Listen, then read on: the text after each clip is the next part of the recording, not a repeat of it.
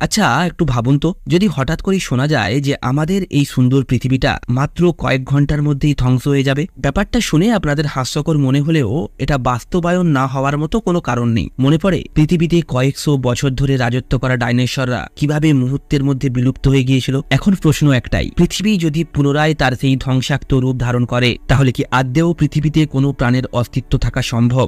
Movie শুরু হয় একটা বিল্ডিং দেখিয়ে। সেখানে এক ইঞ্জিনিয়ারকে দেখা যায়। তার নাম হলো জন। জনের স্ত্রীর নাম এলেক্সান এবং ছেলের নাম নাতান। জনের ছেলে সুগারের রোগী, তাই প্রতিদিন নিয়ম করে তাকে ওষুধ নিতে হয়। কিছুদিন ধরেই জনের সাথে তার স্ত্রীর ঝামেলা চলছে। জন ঠিক করে ছেলের জন্মদিনের আগেই তার স্ত্রীর সাথে সমস্ত ঝামেলা মিটিয়ে তারা আবার আগের মতো মিলেমিশে থাকবে। এরপর জন্মদিনের পার্টির কেনাকাটার জন্য জন তার ছেলেকে নিয়ে শপিং মলে যায়। তবে সেই দিনটা ছিল একটু অন্যরকম। শপিং করতে করতে জনের কাছে একটা মেসেজ আসে, আর সেই মেসেজটা এসেছিল আমেরিকান সরকারের পক্ষ থেকে। সেই মেসেজে লেখা ছিল বিপদের সময় তাকে কোনো সুরক্ষিত জায়গায় থাকার অনুমতি দেওয়া হয়েছে, যেখানে সে তার স্ত্রী এবং সন্তানকে নিয়ে যেতে পারে। জন কিছুটা অবাক হয়ে এটাই ভাবতে থাকে যে এই মেসেজটার মানে কি, আর এখানে কোন বিপদের কথা বলা হয়েছে।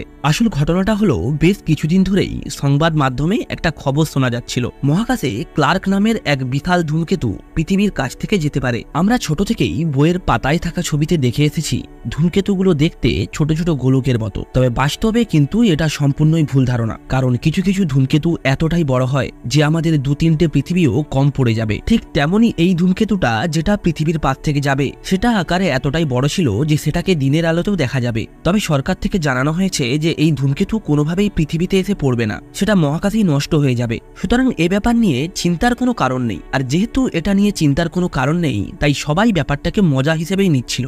অন্যদিকে দেখা যায় জন বাড়ি ফিরে তার স্ত্রীকে এই মেসেজটা সম্পর্কে জানায়। সে তার স্ত্রীকে বলে, সবাই এই ব্যাপারটাকে যতটা সহজভাবে নিচ্ছে আমার কিন্তু তা ঠিক মনে হচ্ছে না। আর ঠিক সেই মুহূর্তেই খবরে দেখানো হয় ধূমকেতু সম্পর্কে সরকার থেকে যা বলা হয়েছিল তা সম্পূর্ণ ভুল ছিল। অর্থাৎ ধূমকেতুর একটা বড় টুকরো খুব তাড়াতাড়ি এই শহরের কাছে থাকা এক সমুদ্রের মধ্যে পড়বে। এই খবরটা দেখতে দেখতেই জনের বাড়িতে কেমন একটা কম্পন অনুভব হয়, ঠিক যেমন ভূমিকম্প হলে হয় তেমনি। জন ব্যাপারটা দেখার জন্য বাইরে আসে, আর ঠিক তখনই ধূমকেতুর টুকরোটা শহরের আশেপাশে পড়ায় এত ভয়ঙ্কর এক কম্পনের সৃষ্টি হয় যে জন ছিটকে মাটিতে পড়ে যায়। আর এবারের কম্পনে জনের বাড়ির জানালার কাঁচগুলো ভেঙে যায়, যা দেখে তার বাড়ির সবাই খুব ঘাবড়ে যায়। এদিকে খবরে দেখা যায় ধূমকেতুর প্রথম অংশ সমুদ্রে না পড়েছে শহরের কাছাকাছি। আর সেই ধূমকেতুটা ছিল এতটাই বড় যা ছিল একটা সম্পূর্ণ ফুটবল গ্রাউন্ডের সমান। এই ধূমকেতু এতটাই শক্তিশালী এবং ভয়ানক ছিল যে সেটা শহরের একটা পুরো অংশকে ধ্বংস করে দিয়েছে। এরপর জনের ফোনে আবারও একটা অ্যালার্ট মেসেজ আসে এবং টিভির খবরেও বারবার বলা হয় যে যেখানে আছে তারা যেন সবাই একটা সুরক্ষিত জায়গায় গিয়ে আশ্রয় নেয়। যত তাড়াতাড়ি সম্ভব তারা যেন জর্জিয়ার এয়ারফোর্স বেসে চলে আসে। তবে জনের পার্টিতে আসা অন্যান্য আত্মীয় স্বজনদের ফোনে এমন কোনো মেসেজ না আসায় তারা জনের কথার কোনো গুরুত্ব না দিয়েই সেখান থেকে চলে যায়। এরপর জন আর দেরি না করেই তার পরিবারকে নিয়ে যত তাড়াতাড়ি সম্ভব সেখান থেকে বেরিয়ে পড়ে। এদিকে আকাশ ততক্ষণে সম্পূর্ণ লাল হয়ে গেছে। দেখে মনে হচ্ছে আকাশ যেন আজ তার রুদ্ররূপ ধারণ করেছে। বাইরে বেরোনোর পরেই জনের কাছে একজন প্রতিবেশী এসে তার মেয়েকেও সেখান থেকে নিয়ে যাওয়ার জন্য অনুরোধ করে। তবে জন এ ব্যাপারে কোনো মায়াদয়া না দেখেই তাকে চলে যেতে বলে। আসলে যখন নিজের ও পরিবারের প্রাণ বিপদে থাকে তখন মানুষ শুধু নিজেরটাই চিন্তা করে। এখানে তো সবার মনে প্রশ্ন আসতেই পারে যে জনের প্রতিবেশী নিজে কেন সেই সুরক্ষিত জায়গায় যাচ্ছে না যেখানে সরকার সবাইকে সুরক্ষা দিচ্ছে। আসলে আমেরিকান সরকার সবাইকে সুরক্ষা দিচ্ছিল না, তারা শুধুমাত্র তাদেরকেই বেছে বেছে সুরক্ষা দিচ্ছিল যাদের সমাজে একটা বড় ভূমিকা আছে, যেমন ডাক্তার, ইঞ্জিনিয়ার ইত্যাদি। আর জন যেহেতু পেশাগত দিক থেকে ইঞ্জিনিয়ার ছিল, তাই তাকেও সেই সুরক্ষা দেওয়া হচ্ছিল। আসলে সরকারের ভাবনা এটাই ছিল যে এই প্রতিভাশালী মানুষগুলো বেঁচে থাকলে তারা এই পৃথিবীকে আবার নতুন করে গড়ে তুলতে পারবে। অন্যদিকে দেখা যায় ধূমকেতু পড়ার খবরটা চারিদিকে ছড়িয়ে যাওয়ার পর শহরের সমস্ত জায়গায় মারামারি, লুটপাট ও ছিনতাই দেখা যায়। প্রতি মুহূর্তে আসতে থাকা খবর শুনে জানা যায় যে ধূমকেতুগুলি কয়েক হাজার টুকরোতে ভাগ হয়ে গেছে এবং ওই ধূমকেতুর টুকরোগুলো পৃথিবীর বিভিন্ন জায়গায় ছিন্ন বিচ্ছিন্নভাবে বৃষ্টির আকারে পড়ছে। এর মধ্যেই জানা যায় যে ধূমকেতুর একটা বিশাল অংশ 48 ঘন্টার মধ্যে এই পৃথিবীর মধ্যে এসে পড়বে, যা এই পৃথিবীকে সম্পূর্ণ ধ্বংস করে দেওয়ার পক্ষে যথেষ্ট ছিল। এদিকে অনেকটা পথ অতিক্রম করে জন কোনো রকমে তার পরিবারকে নিয়ে মিলিটারি বেসে এসে পৌঁছায়। সেখানে পৌঁছে তারা দেখে প্রচুর পরিমাণ মানুষ নিজেদের প্রাণ বাঁচানোর জন্য সেখানে ভিড় করেছে। তবে মিলিটারি বাহিনী শুধুমাত্র বাছাই করা মানুষগুলোকেই সেই শেল্টার অবধি নিয়ে যাবে। এয়ারপোর্টে জন এবং তার ফ্যামিলির জন্য একটা আইডেন্টিটি ব্যান্ড দেওয়া হয়, যাতে ওই মিলিটারি বাহিনীরা আইডেন্টি ব্যাজ দেখে চিনতে পারে যে কাদেরকে ওই সুরক্ষিত জায়গায় নিয়ে যেতে হবে। কিন্তু সেখানে ব্যাগ চেকিং এর সময় জন জানতে পারে যে তার ছেলের ওষুধ সে তার গাড়িতেই ফেলে এসেছে। তাই জন পুনরায় যায় গাড়ি থেকে সেই ওষুধটা আনতে। জনের ফিরতে দেরি হচ্ছে দেখে তার স্ত্রী সেখানে থাকা মিলিটারি অফিসারদের তার ছেলের অসুখের কথা জানায়। তখন সেই অফিসাররা বলে কোনো পেশেন্ট বা রোগীকে নিয়ে তারা সেই প্লেনে যেতে পারবে না। এদিকে জন তার ছেলের ওষুধ অর্থাৎ যেটার নাম ইনসুলিন সেটা নিয়ে প্লেনে ওঠে। সে পুরো প্লেনে তার স্ত্রী এবং ছেলেকে খুঁজতে থাকে, কারণ সে তার স্ত্রীকে বলে গিয়েছিল সে যেন তার ছেলেকে নিয়ে ওই প্লেনের মধ্যেই থাকে।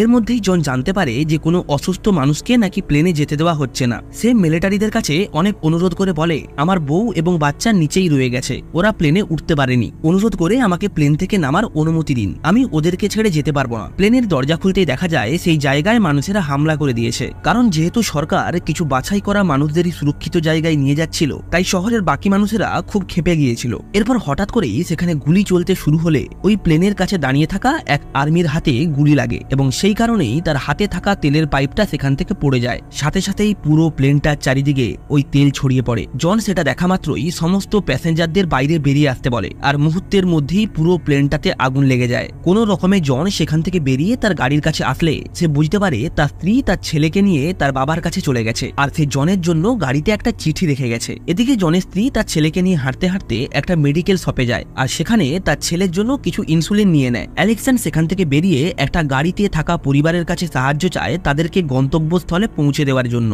আর তারা এতে সাহায্য করতে রাজিও হয়। তবে গাড়িতে যাওয়ার সময় যখন তারা জানতে পারে অ্যালেক্সান এবং তার পরিবার সেই মানুষদের মধ্যে পড়ে যাদেরকে সরকার পার্সোনালি সুরক্ষা দিচ্ছে, তখন তারা খুব রেগে যায় এবং জোর করেই অ্যালেক্সানকে গাড়ি থেকে বের করে দেয়। তবে তারা অ্যালেক্সানকে গাড়ি থেকে বের করার সময় তার হাতে থাকা সেই স্পেশাল আইডেন্টিটি কার্ড এবং তার ছেলেকে নিয়ে এয়ারপোর্টের উদ্দেশ্যে রওনা দেয়। এয়ারপোর্টে পৌঁছানোর পর তারা সেই কার্ডটা মিলিটারিদের দেখিয়ে বলে আমরাও সেই সমস্ত মানুষদের মধ্যে পড়ি যাদেরকে সরকার স্পেশালি সুরক্ষা দিচ্ছে। তবে মিলিটারি বাহিনীর কাছে জনের ছেলে তার আসল পরিচয় বলে দেয়, আর সেটা শোনা মাত্রই মিলিটারি বাহিনী বুঝতে পারে যে ওই ফ্যামিলি কারো কাছ থেকে এই আইডেন্টিটি কার্ড চুরি করে এনেছে। এরপরে জনের ছেলেকে ওই ফ্যামিলির কাছ থেকে মিলিটারি বাহিনীটা রেস্কিউ করে। এদিকে ছেলেকে হারিয়ে অ্যালেক্সান রাস্তায় রাস্তায় ঘুরে কোনো রকমে একটা গাড়িতে করে লিফট চেয়ে এয়ারপোর্ট অবধি পৌঁছায় এবং সেখানে গিয়ে সে এক পুলিশ কর্মীর কাছে সাহায্য চাইলে পুলিশ কর্মী তাকে ক্যাম্পে গিয়ে দেখতে বলে, কারণ ক্যাম্পে হারিয়ে যাওয়া বিভিন্ন বাচ্চাদের রাখা হয়েছে। অ্যালেক্সান সেই ক্যাম্পে গিয়ে পাগলের মতো নিজের ছেলেকে খুঁজতে থাকে। অবশেষে একজন অ্যালেক্সানকে নিয়ে যায় শিশুদের ক্যাম্পে, আর সেখানেই অ্যালেক্সান তার ছেলেকে খুঁজে পায়। ওই ক্যাম্পে থাকা একজন নার্স অ্যালেক্সানকে জানায় যে তার ছেলে সম্পূর্ণ সুস্থ, তাকে ইনসুলিন দেওয়া হয়েছে। এরপর ওই নার্সের সাহায্যে অ্যালেক্সান তার ছেলেকে নিয়ে একটা মিলিটারি বাসে করে তার বাবার বাড়িতে পৌঁছায়। অন্যদিকে জন ফোনে নেটওয়ার্ক না থাকার কারণে তার স্ত্রীর সাথে ঠিকঠাকভাবে যোগাযোগ করতে পারে না। অবশেষে জন একটা ট্রাক দেখতে পায় যেটা কানাডা যাচ্ছিল, আর জনের শ্বশুর বাড়ি কানাডা যাওয়ার পথেই পড়ে, তাই সে কোনো কিছু না ভেবেই ওই ট্রাকে উঠে পড়ে। আর সেই ট্রাকে একটা ছেলের সাথে তার পরিচয় হয়। সেই ছেলেটা বলে তার বন্ধু কিছু পাইলটদেরকে চেনে, যার সাহায্যে তারা সেই সুরক্ষিত জায়গা অবধি পৌঁছাতে পারবে। তবে জন সেখানে যেতে রাজি হয় না, কারণ সে তার স্ত্রী এবং ছেলেকে ছেড়ে কোথাও যাবে না। এই সময় গাড়িতে থাকা আর একজন লোক জনের কথা শুনে এবং তার হাতে থাকা ওই আইডেন্টিটি কার্ড দেখে জনের কাছে সেটা চাইলে কথায় কথায় তাদের মধ্যে মারপিট লেগে যায়। এভাবেই মারপিট করতে করতে জনের হাতে একজন মারাও যায়, আর ঠিক সেই সময় ট্রাকটা ডিসব্যালেন্স হয়ে অ্যাক্সিডেন্ট করায় জনের সাথে যে ছেলেটার পরিচয় হয়েছিল সেও মারা যায়। এসব ঘটনা জনকে এক অদ্ভুত খারাপ পরিস্থিতিতে ফেলে দেয়। তবে জন সেই ব্যাপারটাকে খুব একটা গুরুত্ব না দিয়ে তার ছেলের জন্য আনা ইনসুলিনটা কুড়িয়ে সেখান থেকে চলে যায়। এবার জন একটা অজানা বাড়িতে প্রবেশ করে। এদিকে দেখা যায় পুরো শহরের অবস্থা খুবই ভয়ঙ্কর, চারিদিকে প্রচুর পরিমাণে উল্কাপাত হচ্ছে, আর শত শত মানুষ এই উল্কাপাতের কারণে মারাও যাচ্ছে।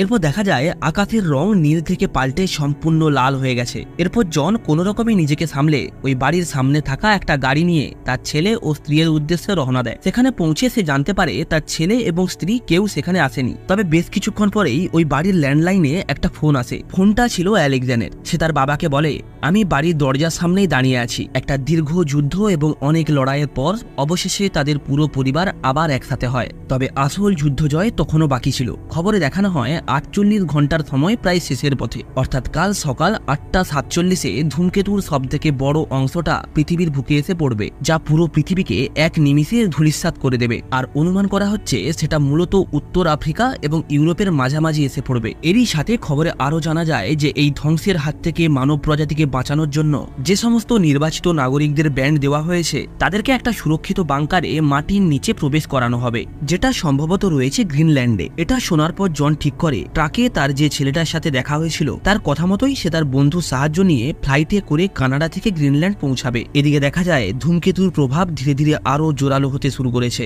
জন আর দেরি না করেই তার পরিবারকে নিয়ে গন্তব্যের উদ্দেশ্যে বেরিয়ে পড়ে। তবে তারা দেখতে পায় রাস্তায় একের পর এক গাড়ির উপরে উল্কাপিণ্ড এসে পড়ছে। দেখে মনে হচ্ছিল যেন আকাশ থেকে ধূমকেতুর বৃষ্টি হচ্ছে। জন কোনো রকমে নিজেকে বাঁচিয়ে গাড়ি নিয়ে অন্য রাস্তা দিয়ে যেতে থাকে। সেই বিধ্বংসী ধূমকেতুর ভয়ঙ্কর ধ্বংসলীলার হাত থেকে এবারের মতো তারা মুক্তি পায়। তবে এখনও তাদের গন্তব্যস্থলে তারা পৌঁছাতে পারেনি, কারণ সেখান থেকে এয়ারপোর্ট পৌঁছাতে এখনো 6 ঘন্টা টাইম লাগবে। খবরে দেখানো হয় সব থেকে বড় ধূমকেতুটা আয়তনে প্রায় 9 কিলোমিটার যতটা হয় ঠিক ততটাই বড়, এবং এই ধূমকেতুর টুকরোটার তাপমাত্রা হলো 900 ডিগ্রি ফারেনহাইট, যা সম্পূর্ণ মানব সভ্যতাকে ধূলিসাৎ করার জন্য যথেষ্ট। এদিকে জন তার পরিবারকে নিয়ে সেই এয়ারপোর্টে এসে পৌঁছায়। সেখানে পৌঁছে তারা দেখে একটা প্লেন অলরেডি টেক অফ করে গেছে। জন কোনো কিছু না ভেবেই তার গাড়িটাকে দ্বিতীয় প্লেনের সামনে নিয়ে যায়, যা অলরেডি রান আপ করা শুরু করে দিয়েছিল। যেহেতু জনের এটাই শেষ সুযোগ ছিল, তাই সে প্রাণের কোনো তোয়াক্কা করে না। আর সৌভাগ্যবশত প্লেনটাও সেখানেই থেমে যায়। জন পাইলটকে অনেক অনুরোধ করার পরেই অবশেষে পাইলট তাদেরকে প্লেনে ওঠার অনুমতি দেয়। এভাবেই প্লেনে করে তারা অনেকটা দূরে এসে পৌঁছায়, প্রায় গ্রিনল্যান্ডের কাছাকাছি। ঠিক সেই সময়ে ধূমকেতুর একটা বিশাল অংশ পৃথিবীতে এসে পড়ে। আর ওই ধূমকেতুর আয়তন এতটাই বড় হয় যে সেটা মাটিতে পড়া মাত্রই এক বিশাল কম্পনের সৃষ্টি হয়। আর সেই কম্পন এতটাই বেশি ছিল যা আকাশে উড়তে থাকা ওই প্লেনটাকেও আঘাত করে। এই কারণে প্লেনটা খারাপ হয়ে যায়। পাইলট কোনো রকমে প্লেনটাকে এমার্জেন্সি ল্যান্ড করালেও প্লেনটা একটা পাহাড়ে গিয়ে ধাক্কা খায়। এতে পাইলট মারা যায়, তবে কোনো যাত্রীর প্রাণহানি হয় না। জন এরপর প্লেনে থাকা সমস্ত যাত্রীদের নিয়ে মিলিটারি বাহিনীর একটা গাড়ির কাছে যায় এবং সবাই সেই গাড়িতে উঠে পড়ে। যাই হোক, অনেক বড় একটা লড়াইয়ের পর অবশেষে জন তার পরিবারকে নিয়ে সেই শেল্টারের ভেতরে প্রবেশ করে। এদিকে জানা যায় মাত্র 1 মিনিট 20 সেকেন্ডের মধ্যেই সব থেকে বড় ধূমকেতুটা, অর্থাৎ যার নাম ক্লার্ক, সেটা পৃথিবীতে এসে পড়বে। এদিকে এসব দেখে জনের ছেলে খুব ভয় পেয়ে যায়, তবে জন তাদেরকে ভরসা দেয়। তারা সবাই একে অপরকে জড়িয়ে ধরে তাদের কাটানো ভালো মুহূর্তগুলো মনে করতে থাকে। অন্যদিকে দেখা যায় ধূমকেতুর দাপটে পুরো শেল্টারের ভেতরে কম্পন হতে শুরু করে। সাথে সাথেই চারিদিকটা অন্ধকার হয়ে যায়, কেমন যেন একটা নিস্তব্ধতা ছড়িয়ে পড়ে চারিপাশে। বেশ কিছুক্ষণ পরে দেখা যায় ধূমকেতু সমস্ত পৃথিবীকে ধ্বংস করতে সক্ষম হয়েছে। চারিদিকে আর কিছুই বেঁচে নেই, পুরো পৃথিবী একটা ধ্বংসস্তূপে পরিণত হয়েছে। এভাবেই দেখতে দেখতে 9 মাস পার হয়ে যায়। আর এতদিন পরে ওই শেল্টারের ভেতরে থাকা মানুষগুলো বাইরের পৃথিবীকে দেখতে পায়। জানা যায় গ্রিনল্যান্ডের মতো পৃথিবীর আরো অন্যান্য জায়গায় এভাবেই মানুষকে আশ্রয় দেওয়ার জন্য শেল্টার বানানো হয়েছিল। এই কারণেই পৃথিবীর অন্যান্য জায়গাতেও কিছু মানুষ বেঁচে আছে। মানুষ নতুন করে তৈরি হয় এই ধ্বংসপ্রাপ্ত পৃথিবীটাকে পুনরায় নতুন করে সাজাতে এবং আবার সভ্যতা ও সমাজ গড়ে তুলতে। আর এর সাথেই মুভিটা এখানেই শেষ হয়ে যায়।